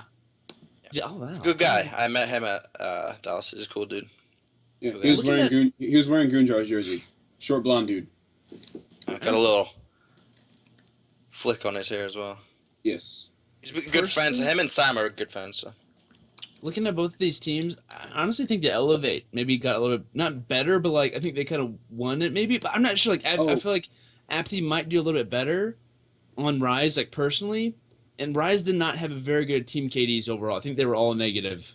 Looking at it, I think like someone had like a 0.8 KD. I wasn't really sure. I didn't really look at it super closely, but I think Elevate might have not gotten better, but won the trade. I guess you could say in some way.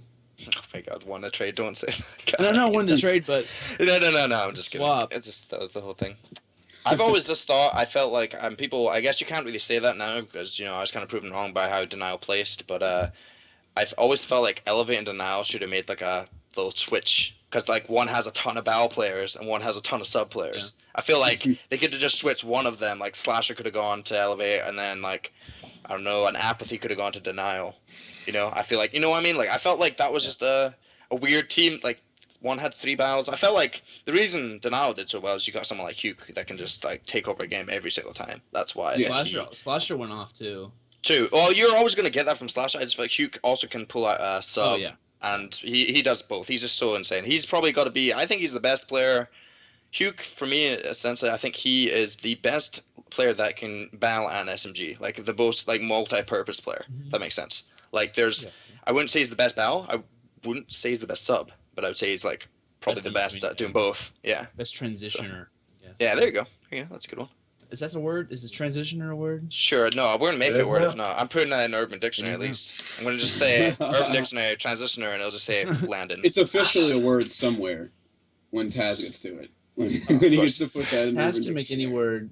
word. It's true. But I would ask you guys: do you guys think there's going to be any more changes that you expect? Like, do you see, like, you look at any of these league teams, you say that team is going to make a trade before the season ends, or within the next couple of months? Do you guys see any of these teams making changes at all?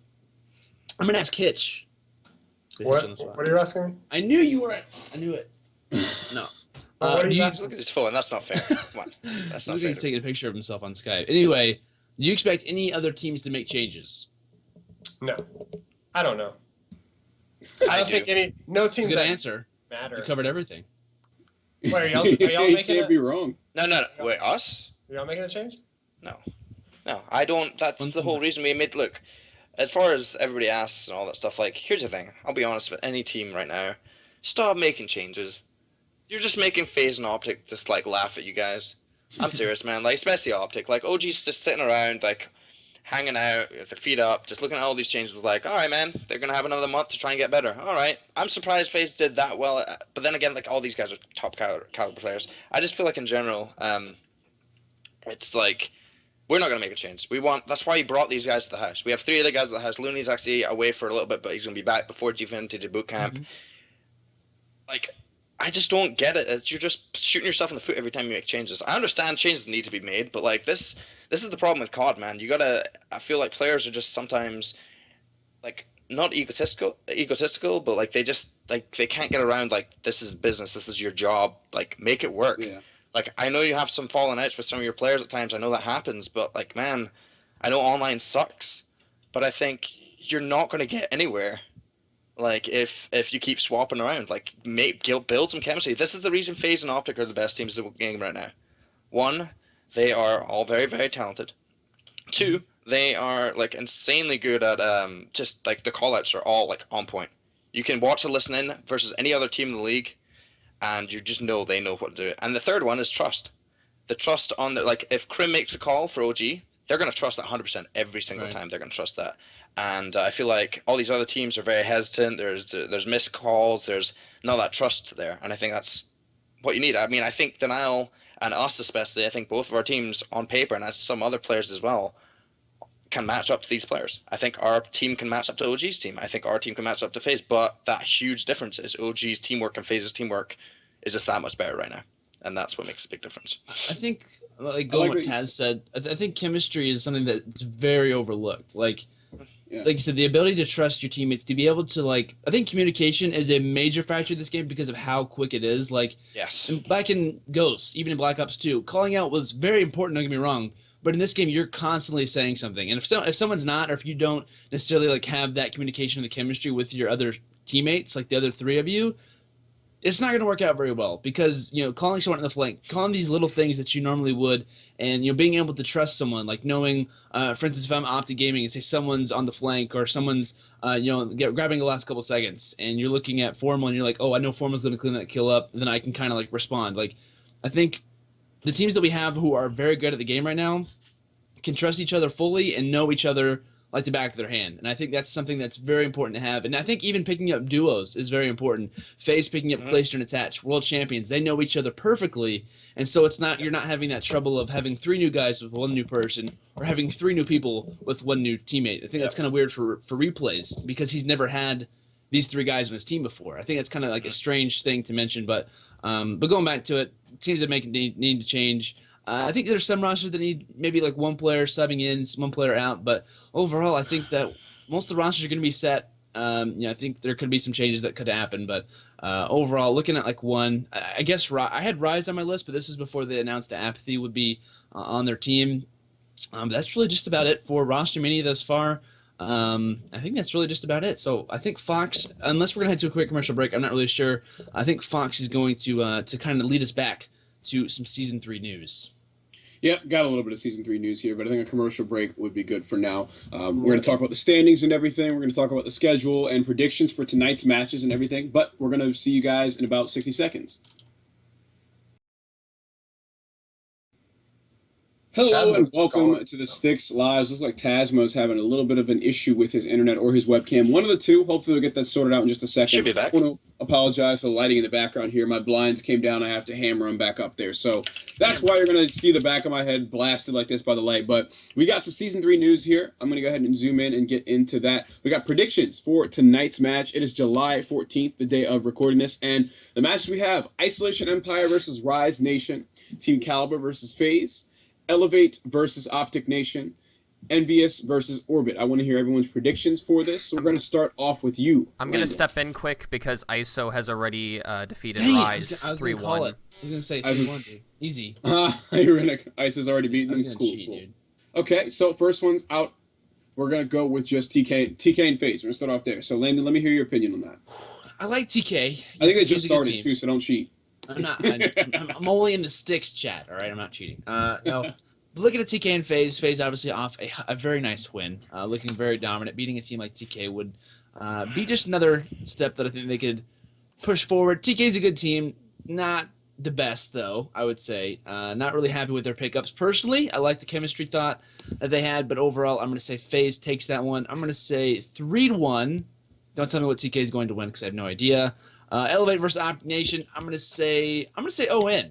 I like Elevate a lot. They have a new pickup. Gonna start off a little bit slow, but TJ is a very good online player, I must say. But ON has looked very good in the league. I kind of am going back on my word, thinking that Elevate might win, but I'm gonna say ON wins that one in 3-2 fashion. And then EnVy versus Orbit. Orbit 3-0. Easy. No, I'm kidding. I'm gonna say EnVy wins that one 3-1. Be careful what you say. I was like, oh shoot, we got Tat. No, I'm just kidding. That's actually what I was going to pick. So those are my predictions for, what is it, July 14th? Yes. Yep. Today's date. All right, Hitch, I want to hear your opinion on tonight's matches. First off, start off with TK and FaZe. FaZe 3-0. The next one, Elevate. Who else? EnVy? It's TK and, wait. Elevate, yeah, ON. Elevate ON. Elevate 3-1. And EnVy 3-1 as well. Okay. All right, Taz, I want to hear your opinion. For TK FaZe, unless it's some really weird search map, I would predict the 3-0 also. Like the only way I think TK takes anything is by getting a search. Elevate ON, I don't know. I think it'll be really close. I feel like maybe Elevate might beat ON 3-2. It all depends on the maps, of course. But then again, the reason I say that is like sometimes having a new roster straight off the bat. I mean, it's only one player to be fair, and it's not like a massive change. But having that one new player, you get that like honeymoon stage where you're like, oh, you know, I got these new player, you know, like, and you just get hyped and you just get all like crazy about it. So I mean, they have something to prove also. But then again, ON also looks pretty strong online, so it'll be close. I think it'll be 3-2, maybe Elevate. Could go ON's way. It'll be like a really close game, I feel like. As far as us versus Orbit, I would want to say 3-0. Like I said, they could maybe take a search. We are actually still at the team house. You got Looney right in Florida right now, so it's a tough thing for Orbit to do, especially after their performance at UMG. So, which I was very surprised at as well. I thought they could have done a lot better, but okay. Yeah. I think who did they lose to Relapsed in the? Yeah, I think they finished like top 32. That's right. I think I was watching that. I was right behind Burns. Burns is in a 1v1. I think he lost a 1v2, and then I didn't know they were in the losers. I was like, oh my gosh, this will be really close. And then Burns. I saw actually as I was leaving the event, I was watching XGN versus VVV that night, and I came back and Burns was like just not passed out, but he looked like so depressed. I felt really bad for him. Yeah. Yeah, he was upset. I love me some Burns. All right, well, I'm gonna get through it now. So, as we already said, ISO and Rise already ended. I believe ISO beat Rise in that series, unless you guys want to correct me. I think the last hardpoint was really close, so I'm pretty sure. Yeah, ISO won the last hardpoint. So, that's their series. TK and FaZe. I want to give it to FaZe. TK was not playing too hot this weekend at UMG Dallas. Something we also got to remember, though, guys, is that the maps and everything are different. We're now using the DLC and everything like that, so maybe a That's DLC true. I map didn't won't think go about that. FaZe's way or something. So we'll see how that goes. But I'm going to give it to FaZe only because you kind of have to, right? They were just our champions over the weekend at Dallas. They were looking very solid, whereas TK, in my opinion, definitely underperformed. So I'm going to give that series to FaZe. Now, next, we're going to go elevate ON. ON has been looking solid, or not solid, but much better ever since they picked up Moch. I feel like Moch and Bows kind of helped them out a lot on hardpoint. Moch dropping huge numbers and Bows playing sort of a replays role when it comes to playing the objective. So I don't see the respawns going in Elevate's favor unless it's like maybe a drift hardpoint or something like that. But I'm going to say it's going to be a close series, but I think ON's going to take it. Now, next up, I'm going to go EnVy Orbit.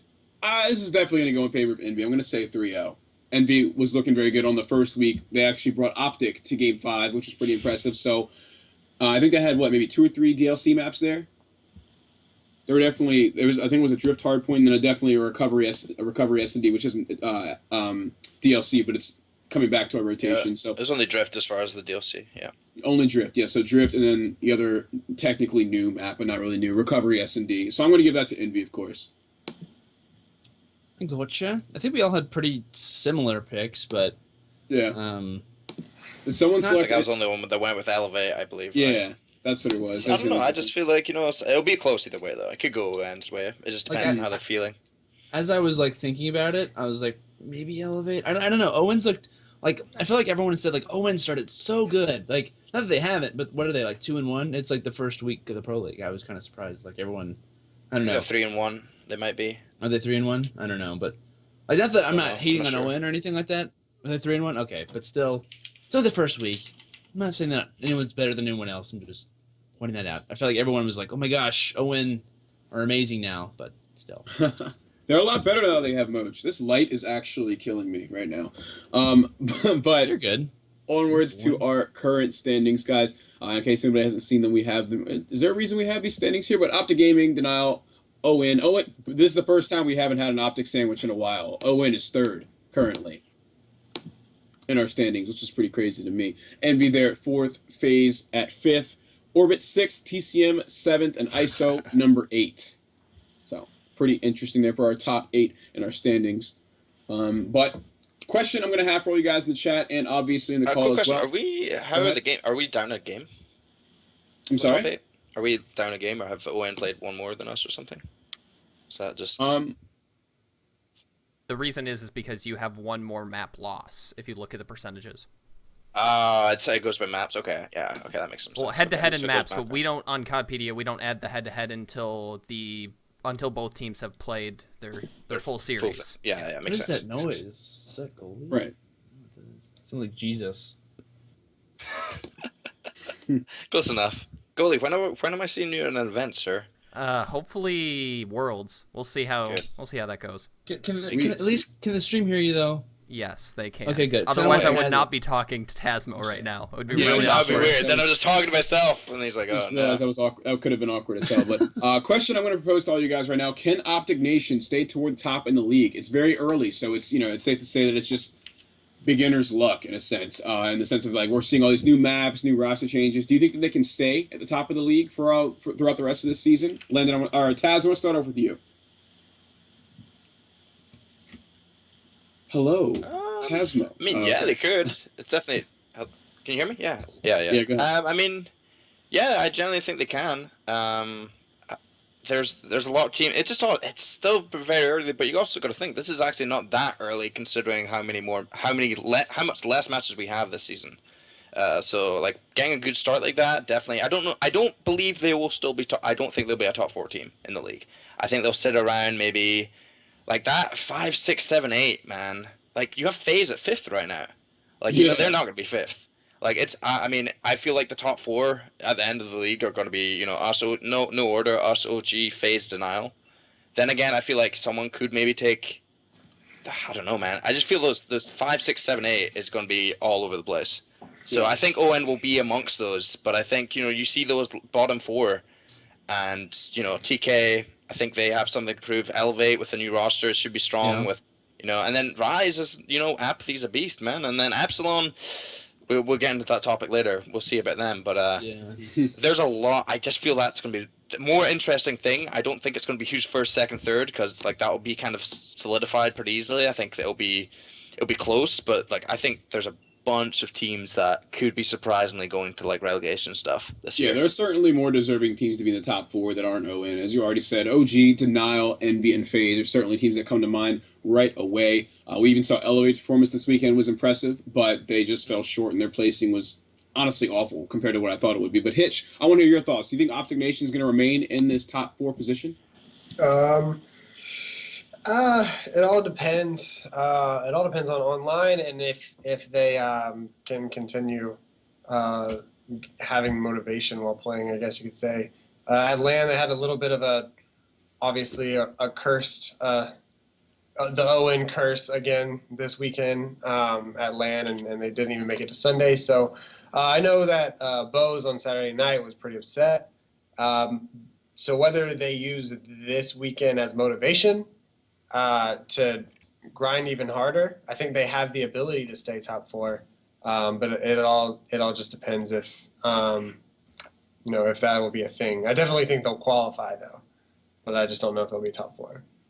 Okay. All right, Landon, what do you think? So far, the general consensus is that there are more deserving teams to be playing in Optic Nation, and that their spot's going to be taken over soon by the likes of EnVy and FaZe, who are just underneath them. What do you think? I like Owen. They have an okay team. They haven't really made any changes recently. I mean, they have Moch, but Moch is obviously their best player, at least for right now. Do I see Owen in the top four for the Pro League? No, not at all.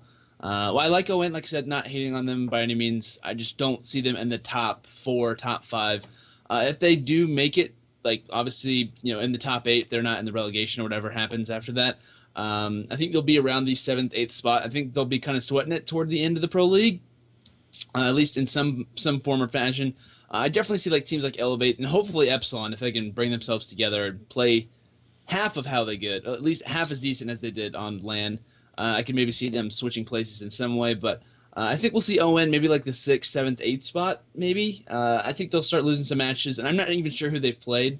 I'm not sure if they've played any of the top teams. I know Goalie probably knows, but I'm not really sure. So do I think Owen will remain in the same position? No, but I don't think that they'll be in the red. I'll just say that. Okay. All right, I can respect that. I don't see them going underneath there either. I mean, I feel like from what we've seen from Epsilon so far is that online is not where they'll perform their best. I mean, TK has shown time and time again that they'll just underperform when you least expect it. So, I mean, there's a couple of teams that I would say go in the red before Optic Nation. But, yep, as you said, probably not going to stay in the top four. So, Hitch, you want to lead us into questions from Twitter here? Yeah. You sure? You seem like you seem pretty. There's some pretty good questions from Twitter. Every week, there's always some solid ones. Really interested to see what we got this week. Yeah. Sorry, my computer's acting up. So, for the first one, are you ready, Goalie? All right. I love that spirit. This first one is from Inside MLG, and his says, at Mr. Rostermania. Why is he talking like that? Because it was still loading. All right, you said who was your favorite? Did you read it already? I couldn't. No, I didn't. Fox is like trying to read it. Sound it out. Here we go. At Mr. Rostermania, who's your favorite young player to watch / cast over? Oh. Long didn't read. Who's your favorite young pro player to watch or cast over? For me, I'm going to go. Oh, that's a tough one. I'm going to go with General of E6. Just now coming up, still pretty young dude. I think he's like, what, 15, 16, something like that. And he's got such a godly shot, with that AR. He's a very solid player for anyone looking for a great AR player. So that's probably the first person that comes to my mind. Of course, there are plenty other people that are deserving, like TJ and everyone. But TJ and Temp and Hook, you cannot forget Hook and Temp and everybody. But, yeah, I want to hear everybody else's thoughts. What do you guys think? I'm going to go with you, General Hook. Those are solid. For me personally, what is your favorite player to watch? I kind of mentioned that earlier, like maybe like Nagafin. I would say Hook for sure. To cast over, I know it sounds kind of weird. I like watching ARs play. Like I personally love casting over Clayster, and I really like Octane a lot. I'm not gonna lie. I think Octane is one of the best young players that we have coming through the game. Statue AR can do that very well. So To cast over, I really like. I don't know why. It's just me. I just love watching statue ARs or just watching anchors, which I know anchors not necessarily Turrets. super. Yeah, exactly. Turrets in the game. So for me, I'd probably say, I kind of mentioned earlier, like maybe Aqua Octane, Nagafen, and maybe Hook, kind of around there. Yeah. Nice. Hitch, do you have an opinion? Naga and Aqua. I like watching both of them. All right. Yeah, I Nagafin definitely turned some heads this weekend when they were playing against OG. think you're going to see a lot more from the boy Aquaman. I think he's got a lot to prove. I think I really like him. We're working on a lot of things. Like our main issue with our team right now, our performance I'd say was okay. It wasn't the greatest, it wasn't the best. I mean, I'd like to say we're a 5th, 6th team, but I feel like we could definitely get in that top 4 at a lot of events. But honestly, I think our team right now just needs more chemistry. Needs to play more, play together, and figure out roles for our team. We understand the roles, but there's certain things, especially in hardpoint. Like if we actually, I feel like almost had a better shot at taking out FaZe than OG did in the final. I think if you actually watch those games back, and I mean the Surge was kind of a blowout from against us with FaZe at us, but in the hardpoint we were out slaying them. Our problem in our hardpoint is we have an AR that's not really wanting to get in the hill, and then we have we have 2 subs that are so aggressive that want to like just fly out the hill and push out and to kill everything in sight, which they were doing.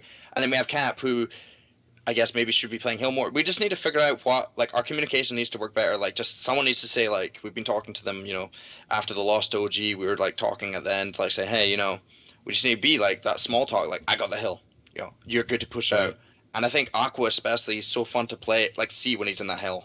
Like, when he's in the hill, like, you saw that 4-piece against OG, you saw a couple other times when he's just sitting in the hill annihilating people, man. He is so fun to watch in that sense. Like, he's just an explosive player. He's one of those explosive players that if he's on, he's so scary, and his movement is insanely well done. And then he's also a very good search player to have in our team. So, but aside from EnVy, I guess I've always enjoyed watching Hugh. He can just do everything, and he's just so insanely talented for his age, man. Absolutely amazing. Who gives me nightmares? Confirmed. Oh man, he gives all the players nightmares. Yeah, he gives all the players. Like, I ask anybody. Like, I was talking to Teep when he was on our team. He's like, I hate playing against Hugh. I just don't know how he does it. He's just like amazing. He's like a spider. He just flies out of the way like Spider-Man. Like, flies up. He had the number 1 KD of the weekend, 1.24. So I mean, that's a pretty scary dude in my eyes. I mean, I'm surprised I didn't hear you guys mention Temp more often though, because Temp was definitely a huge factor. I like Temp. I like watching Temp. Personally, I just, not that I prefer one or the other. I just, Hook, I don't know. He definitely stands out more. He's a much flashier player too. He pulls off some insane multi-kills. Even when he's inside the hill, he's definitely destroys you. We actually just saw on Twitter, guys, a little off topic here, but UMG just tweeted out and confirmed the venue that's going to be used for UMG DC. I don't know if Goldie, you want to pull up the picture there, but it's the Grand Hyatt Washington. That sounds familiar. It looks beautiful. I mean, really, there's like 1,000 places you could pick in DC, and they're all equally as great. I think MLG DC in 2010 hosted at the Gaylord convention, and it looked amazing. It's like a palace when you walk in. And this one gives me that exact same vibe, so it's pretty crazy. But that tweet just came out 3 minutes ago. I'm gonna go ahead and link it and see if we can get pulled up. Can we swim in that pool?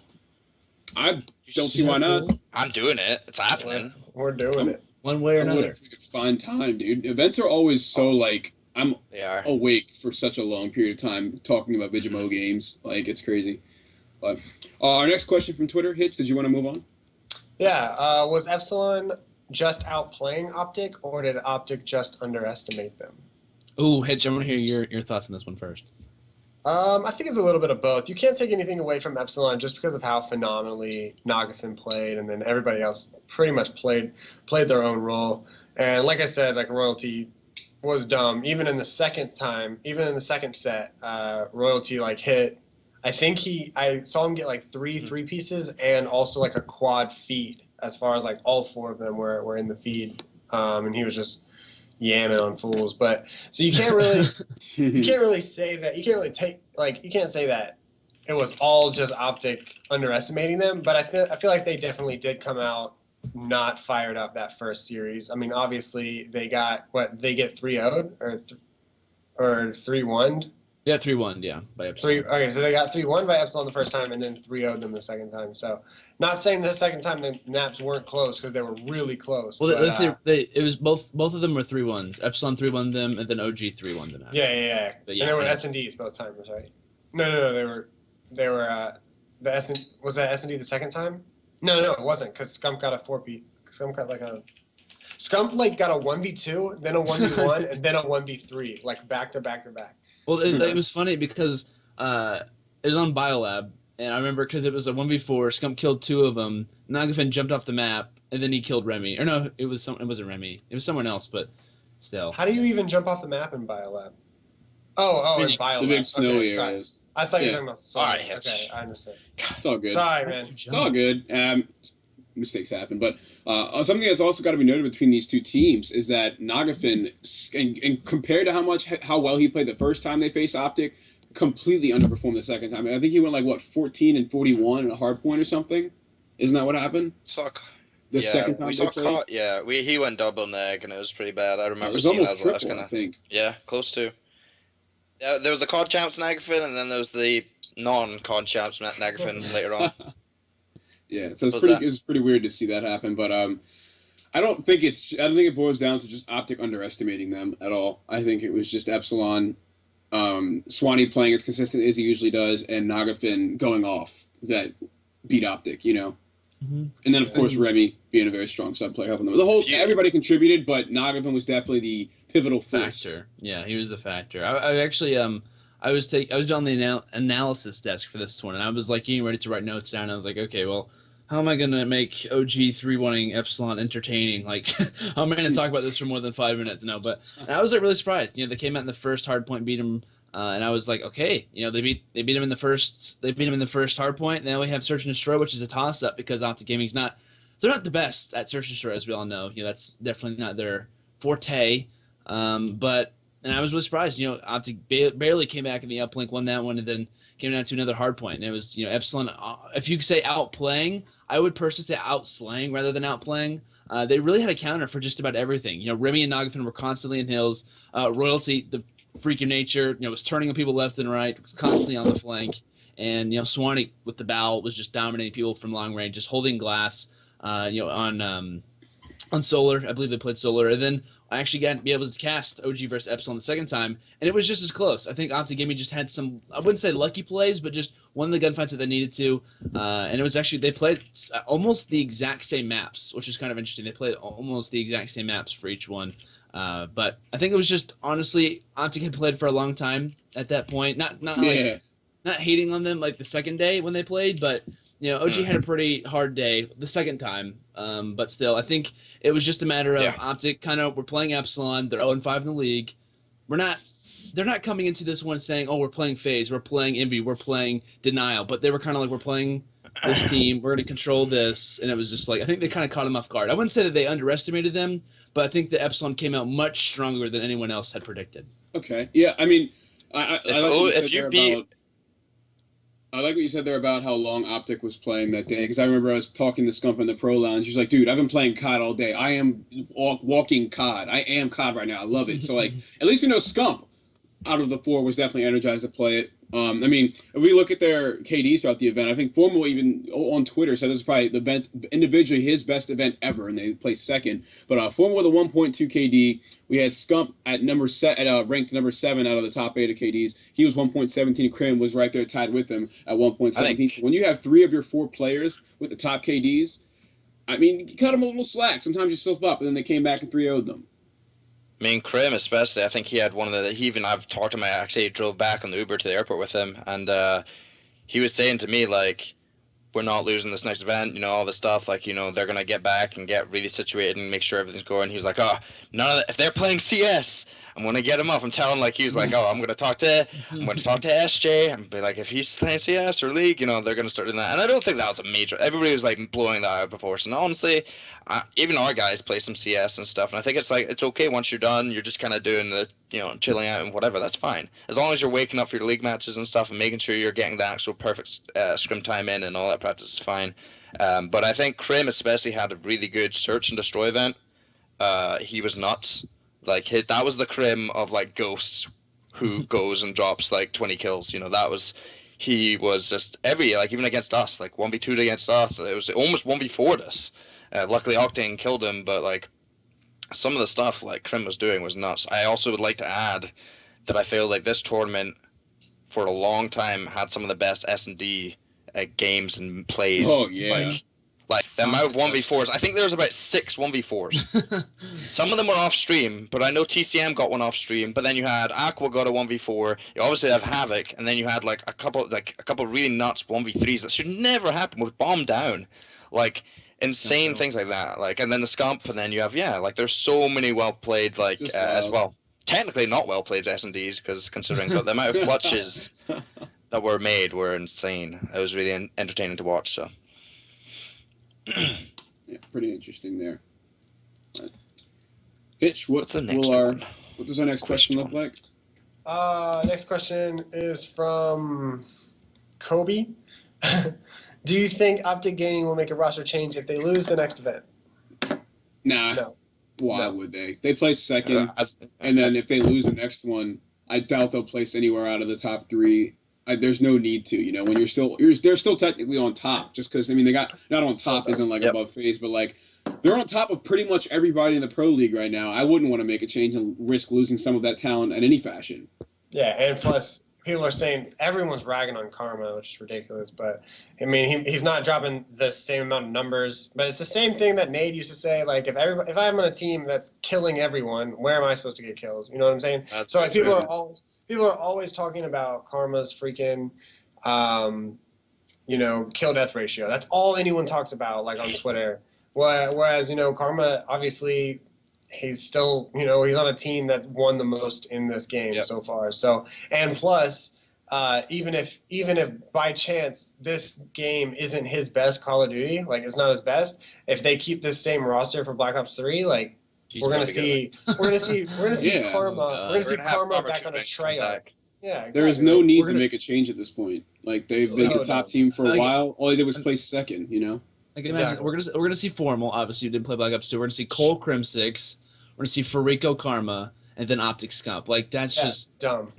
Yeah, that's frightening. That's the thing as well. Like, oh man, I can't wait to see how Black Ops 3 goes. But there's still a lot of tournaments, and the thing is, like Damon, like.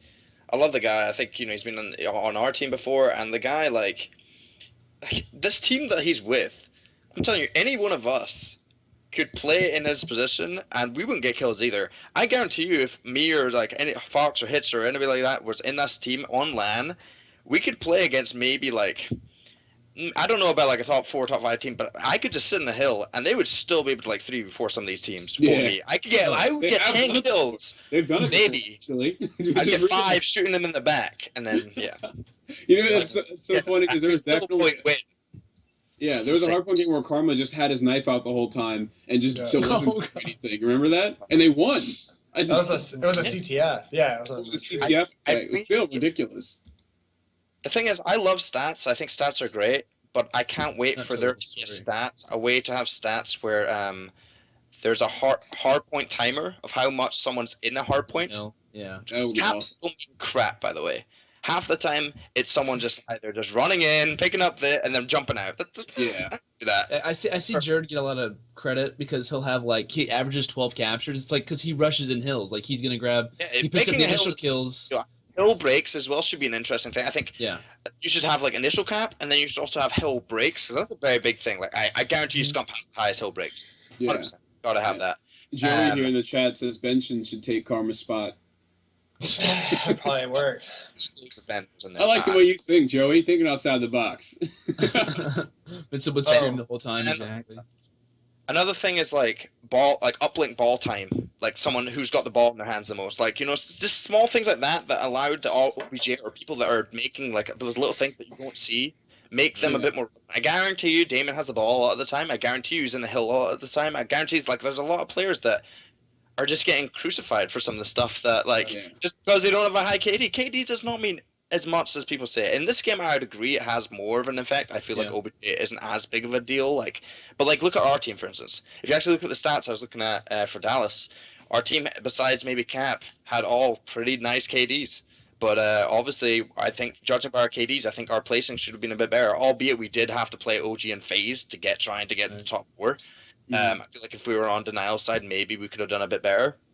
I'd like to have seen us. I wish we'd seen us play against Denial. I think that would have been a really tight game because I think we're in the same boat. We're both in new squads, and it could have been a really close game. But yeah, like that shows you right there. Like there was no like I would love to see like a hill time, like how much someone's in a hill. And Who's funny? grabbing the bomb and search. Yeah, they have these. What's crazy is like these things online are kept track of. Like they have this information, they just don't relay it back to us in the game. So I do like how you said we definitely should have like time and hill and stuff like that. If not in the in-game scoreboard, at least on the post-game scoreboard. I know Halo is notorious for this. They have all this information in like the older games, Halo 3 and everything, and then have even more online on the web on Bungie's website. They have even more. So drive some traffic to your website. You know, provide us with this information. It's useful. I know with what's it called, the broadcaster or not broadcaster? I just forgot the name. It's like you could go back, look at your games. Theater. Yeah, the theater player channel. That can also help because you can go back and see, like, for instance, if COD stats got. Like, I'm just like imagining something. Like, imagine if on LAN you can go back and watch the games you missed, but like switch between players. Like, see, like go to, you know, have let's just say like MLG COD is a gamer tag. You go to that gamer tag, you look at previous games played under that one. You can go and see each player and see how they did. Like, if that makes any sense. Like, you can get every single stat you want to, and you have full control of it, like you do in CS:GO in some way. So I think that'll help, but. Just like get my input really quick on Karma. I think Karma should have. I know Slang is not. I mean I know Katie doesn't tell the whole story, but I know Replays. Replays is a hardcore OBJ. Does not go for kills, and he had a pretty good KD. He actually had a 0.95. I like Karma a lot. I think he's not necessarily getting the kills that he needs to. The hardest part for an objective player is to get the kills that matter because every kill that they get increases their team's chance of winning, and I think the objective player has the hardest. The hardest role because like they don't know when kills are coming. They have to go clutch, and if they don't get certain kills, that could mean 20, 30 seconds for another team to come back in a game in hardpoint or a loss of the ball, the drone, whatever. I think it's very hard for them to grab kills. But I think if Karma can maybe slide just a little bit higher, that will just increase their chances of winning. But like you mentioned, 3 powerhouse teammates, it's very hard to get kills. So. Yeah, and one thing over at COD Fantasy that like they do is they keep track of all like the score in general. So like obviously in a fantasy league, like you want everybody's scores, like if like the amount of touchdown catches or yards or things like that, a total of everything. And that's what they do over at COD Stats. So they have the amount of, or COD Fantasy, so that they have the amount of points based off of everything that these players did. And the top 5 for that is Crimsix in first, Saints in second, Classics in third, and Zumas in fourth, and then Parasite in fifth. But that's just because Parasite and them, they didn't play that many maps. So those top 4 are the 4 that like, I would say if you're going to have a overall, like judgment of how like consistent they played in all game types, then those 4 really did work, and that way it's not based off of just kill death ratio. Yeah, I wish you could get to the point where like let's say that Riot Search and Destroy game between Optic and ISO that everyone remembers. If you look at the scoreboard, Scump was the one that was always grabbing the bomb, right? But Crimsix had more plants than Scump throughout the whole game. And a lot of Scump's deaths were either just before he planted or immediately afterwards at the A bomb site. And it's just like stats won't tell you that, It'll just be like, oh, Crim was doing it all. He was at the top of the scoreboard and he was planting all the bombs. But it wasn't like that at all. Scump was doing it, he just kept dying every time he tried. Like certain maps, like they'll have another player carry the bomb because another player's stronger. And it's like, well, why is Scump, only have a 0.9 KD on Riot?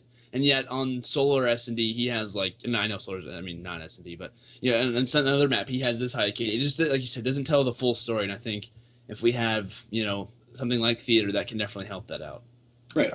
I'd love to see Theater come back and also the player channel where there's so much information you can get from all that stuff. Yeah. Love to see that all come back. Indeed. I feel like, realistically, like, my favorite thing about what we need to do with our team is like, or for Optic, is like Damon. I think what his main focus should be is to become a real, really, really, really, really solid S&D player in this game. Because what's Optic's weakness right now? It would be S&D.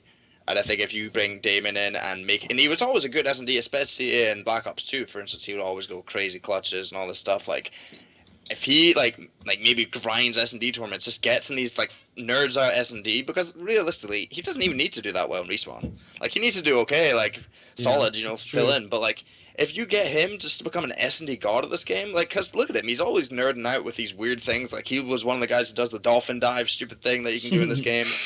But like, imagine like if he grinded the crap out of like S&D and just got this team, because like, let's be honest, like OG, if you beat them in S&D, you have a chance to go game 5. If you beat them in hardpoint, you have a real good shot at beating them. That's how FaZe did it. That's how Epsilon did it. They beat them on that hardpoint, and then that S&D makes a big pressure on OG. And I think if you have someone like Damon, who's willing to put that time in to do so well, then it would be a big deal for them. Yeah. All right. So I think we're gonna wrap it up here then. Yeah, is that what's happening? yes. Mm-hmm. Yeah. Okay. Let's wrap it up. Wrap it up. Okay, well, everybody, we're going to give our 30-second outros. Taz, thank you so much for coming on the show here, man. I know we've tried to get you on here before. It's nice to see you to show up on the show today. Hitch, we haven't seen you in a while since we come to MLG TV, so welcome back, I guess, in a sense. Of course, we have Goalie producing the show as usual, and my man Landon as another host. We're going to give everybody the 30-second outros really quick, starting off with Landon. We're going to go with Hitch, myself. Hitch, Taz, and then myself at the end. So, Landon, go for it. Guys, it's been your dude, your bro, your pal, your man, your ally on the net. It's been Landon, guys. Thank you so much for coming out to the show.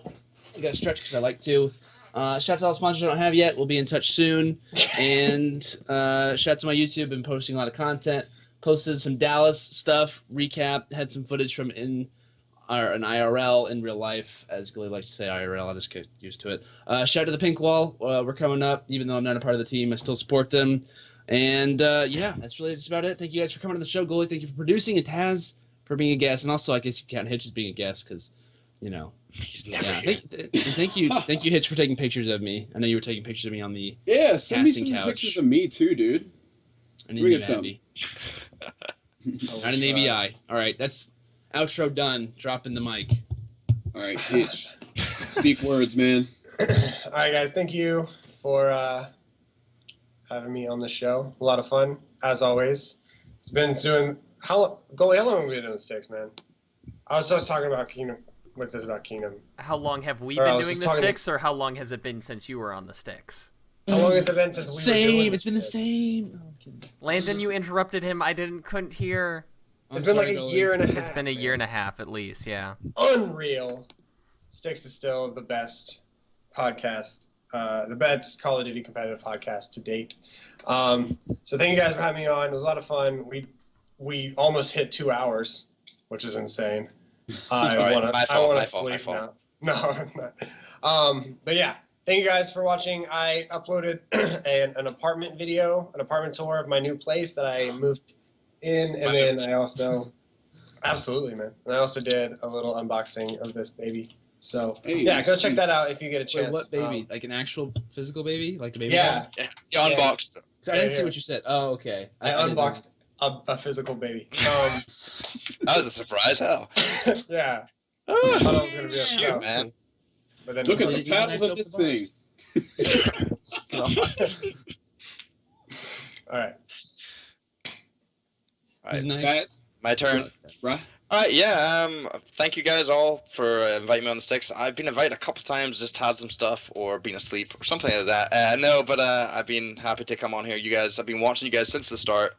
I think this is awesome. Shout out to Goalie especially, man. This guy is insane, man. I don't know how he does it. Like, I'm like running around, like looking, and he's giving me all the stats and stuff as I'm doing it. I was just checking the stream, and as I'm talking about the international or something, like he's like right there with it on the screen. I'm like, all right, man, show off, man. But yeah, props to him. Also, appreciate all the EnVy fans coming out here. I see a lot of the blue text, and I can tell that's what it's there for. So I do appreciate you guys coming out to support this, guys. And no, Stro does not care about COD. He still cares a lot.